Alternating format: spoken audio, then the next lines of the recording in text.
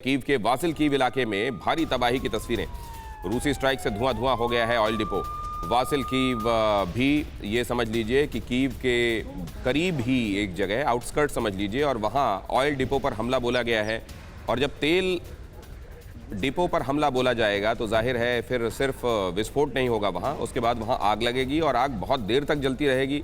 और इस वजह से आप देख रहे हैं ये बहुत बड़ा धुएं का गुबार नीचे से शुरू होता है, आसमान की तरफ काला ऊपर फैलता जाता है, और ये पूरा एक ऊपर की तरफ चौड़ी चौड़ी होती आपको लकीर नज़र आ रही है, जिसमें कहीं भी कोई ब्रेक नहीं है, ऊपर तक लगातार। और ये मुस्तकिल यहाँ पर आग जलती जा रही है, धुआं ऊपर की तरफ फैलता जा रहा है। पूरे वासिल कीव के आसमान पर यह धुआं छाया हुआ है। यूक्रेन के एयर डिफेंस सिस्टम का पलटवार, आसमान में रूस के हमले को नाकाम किया। नीप्रो में रूसी मिसाइल हवा में गिराई गई। नीप्रो में सुबह से बज रहा है वॉर सायरन। नीप्रो में एक के बाद एक मिसाइलें छोड़ी जा रही हैं और इन मिसाइलों को काउंटर किया जा रहा है यूक्रेन की तरफ से। कुछ जगहों पर यूक्रेन को कामयाबी भी मिल रही है। यहाँ की तस्वीरें देखिए ज़रा।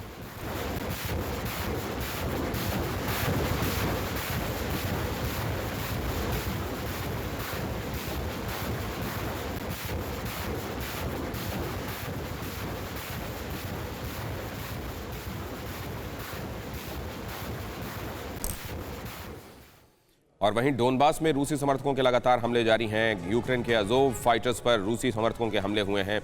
अजोव फाइटर्स, इनका नाम रखा गया है अजोव सी के नाम पर, और ये स्पेशली ट्रेंड लड़ाके हैं। उनके ऊपर रूस लगातार हमला बोल रहा है। पिछले 2 दिनों से उन पर हमले की खबरें आ रही हैं। यहाँ पर इन जगहों से ये विध्वंसक तस्वीरें आप देखिए, कैसे आग बरस रही है। और ऐसा नहीं है कि कोई 1-2 गोले छोड़े जा रहे हैं, कोई 1-2 रॉकेट छोड़े जा रहे हैं, कोई एक मिसाइल दागी जा रही है। जब तक आप एक पूरी सांस लेकर छोड़ेंगे तब तक कम से कम 10 से 12 रॉकेट एक जगह से निकलकर यूक्रेन के किसी न किसी शहर को तबाह कर चुके होंगे।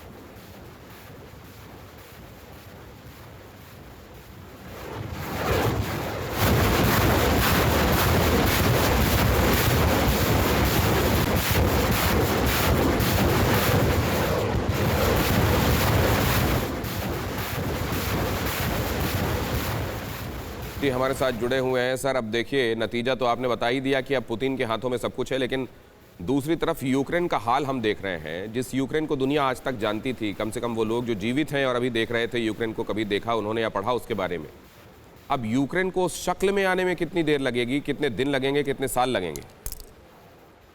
कहना बहुत मुश्किल है दिनेश जी, बिकॉज जिस हिसाब से विध्वंस हो रहा है यहाँ पे, जिस हिसाब से जो गोलाबारी चल रही है, और जो रूस का जो एक ट्रेडिशनल तरीका है कि शहरों को घेर लेना, जैसा उन्होंने जॉर्जिया और चेचन्या में भी देखा, हम लोगों ने सीरिया में देखा, और फिर इतना बारूद उस शहर पे घेरना कि वो शहर एक तरीके से स्टोन एज में बदल जाता है, वहां पे कुछ बचता नहीं है।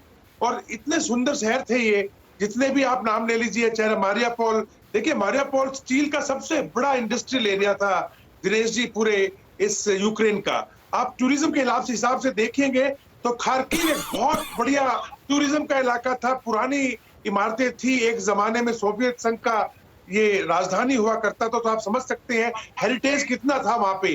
वो सब जमीन पे मिला दिया गया। कीव के अंदर देखिए, मेरा ये भी मानना है कि काफी समय से शायद पुतिन, ये मेरी निजी सोच है दिनेश जी, मैं ये नहीं कह सकता कि ये ऐसा होगा, पर मेरा मानना है कि कीव, चूंकि पुराना रूस यहीं से शुरू हुआ था, कीव रूस के नाम से, रशिया के नाम से इनको बोलते थे, और इमोशनल अटैचमेंट है कीव शहर से।